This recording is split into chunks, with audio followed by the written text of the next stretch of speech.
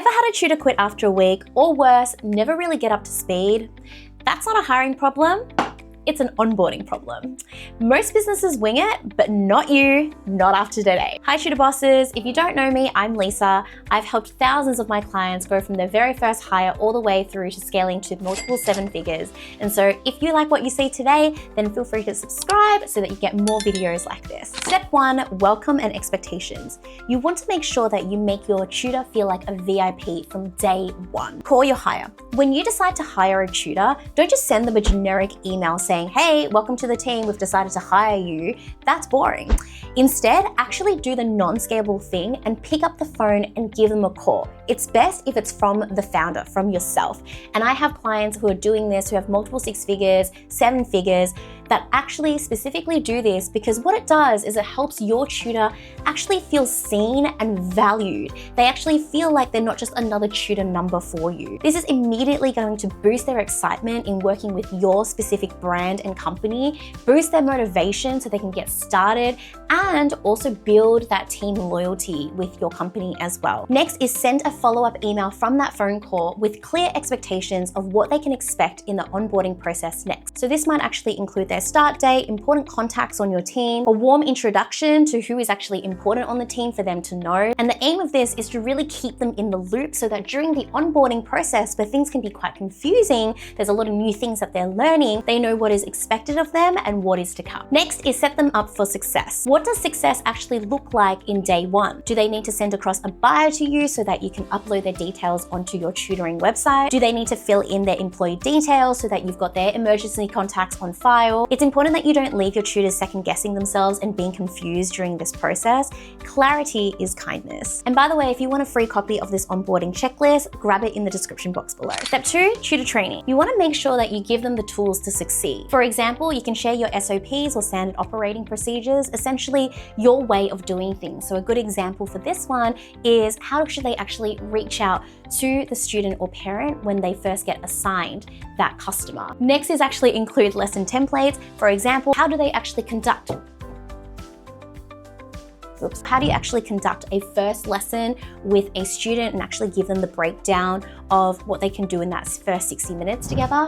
And even tech guides. So what sort of software do you recommend them using? Is it Zoom? Is it Google Meets? How should they actually troubleshoot if a student's audio isn't actually coming through on Zoom very well? How do they actually conduct those calls? These are all things that are going to set them up for success. Next is assign them a buddy, essentially a mentor for them. It's always so helpful when you know that you've got someone else who's got your back. What I found with my tutors is that sometimes they didn't like reaching out to myself as the founder or even the manager on the team because they just thought that we were too busy for them, even though we always communicated with them that you're so welcome to reach out to us anytime. But to have another peer, that is where they felt a little bit more comfortable, maybe to ask the stupid questions, quote unquote stupid, because nothing is stupid, but the person who is their buddy is somebody who is in that role with them and so shares the same challenges, shares the same wants. And what I found from my experience is that if you can assign them a buddy, their likelihood of actually sticking around with you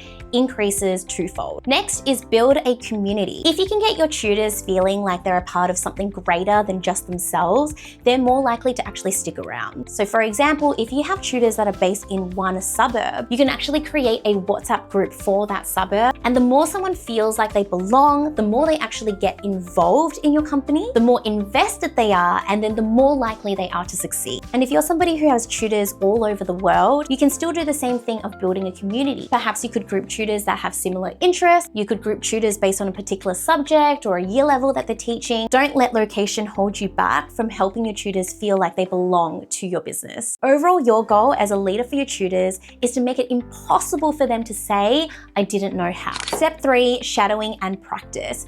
Real world practice beats theory every single time. Let your tutor shadow a top tutor's session. It's best if you can do this live because that way they're going to be more immersed and absorbed in the session and then they can ask questions straight after this lesson is done. If you can't do this, then you can ask one of your top tutors to record the session, send it through to the tutor, for the tutor to then watch it and then for them to schedule in a call together to discuss. Next is actually doing the tutoring. Nothing beats real world practice, and it's okay for your tutors just to jump into the deep end. You've already set up your tutors for success in step 2 by giving them the tools they need, giving them a tutor mentor to support them, and help them feel part of a community that can reach out to and ask questions to. And so this leads us into our 4th step, check-ins. Communication is vital. You want to make sure that after your tutor gets started with you, that you actually keep the conversation going rather than just leaving your tutor doing the work and ghosting them. The best time to do your first check-in is after your first lesson so that your tutor feels supported. You can ask them these 3 questions.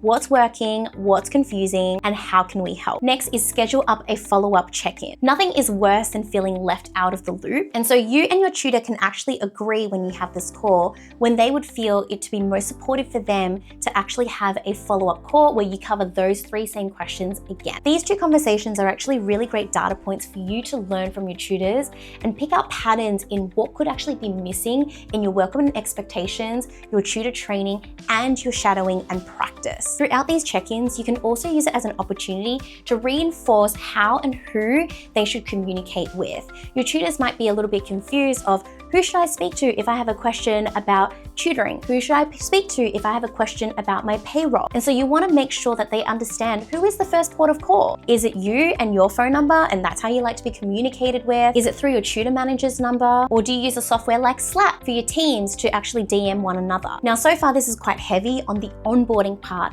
of a tutor's experience. This next step is going to be still part of the onboarding, but we're starting to think a little bit further into the future of your tutor's long-term experience at your business. And how you do that is through culture and community. So you want to ensure that your tutors feel like they're a part of something bigger. So start thinking about what are some of the ways to actually get your tutors involved in the business so that they actually start building and feeling a sense of loyalty with you and your business. Easy ways you can do this is have tutor team events. When I was building Lisa's study guides, we would hire most of our tutors at the start of the school year. So in Australia, that is in the February, March period. I loved making sure that I had a team event scheduled into May, straight after all of our tutors had been onboarded, so that they could get connected with one another.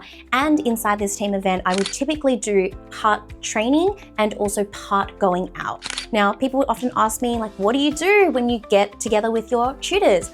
Honestly, do whatever it is that makes you feel good, makes you have fun in your business. You can also ask your tutors what they would like to do. So I've done various different things. I've taken my tutors to escape rooms so they could do some team bonding. We've done board game nights. We've also had just dinners out. We'd had drinks out. Feel free to have some fun here. It doesn't have to be all serious. The other simple thing you can do is honestly just shouting out a tutor who has done something that you want them to be recognized for. When you reinforce good behavior, it helps the collective as a team recognize, that's what I should strive towards as well. And this is really simple. You can just send it out in a group chat and say, hey, I just wanted to shout out Mary this week for being so proactive and asking so many questions and being so dedicated to her students. So let's recap. This is your ultimate tutor onboarding checklist. First is welcome and expectations. Second, tutor training. 3, shadowing and practice. 4, check-ins. And 5, culture and community. If you want to go deeper into this, I run a 12-month mastermind for tutor bosses that are scaling from 6 figures to 7 figures. Every member gets my full training SOPs that I give to my tutors, templates they can plug and play into their own businesses. And it's honestly a beautiful community that we have so that you don't feel so lonely as an entrepreneur. So if you're craving connection in this journey of building your tutoring business, doors are opening soon for a very limited number of spots we have available. If you're interested, then click the link to join the waitlist. Now, don't forget, if you want a free copy of everything we talked about today, including the dot points that I have for each of the sections, the link is in the description box below. And if you've watched all the way until the end of this video, I'd love for you to comment the word success, just so that I know you found this video helpful and that I should actually be doing more of these type of videos. And speaking of more of these type of videos, if you did like this video, then I'm going to pop up a link here for you. If you're ready to keep leveling up, watch my next video on the top questions business owners have on hiring tutors. It was so good to see you all today, tutor bosses, and I can't wait to see you in the next video. Bye for now.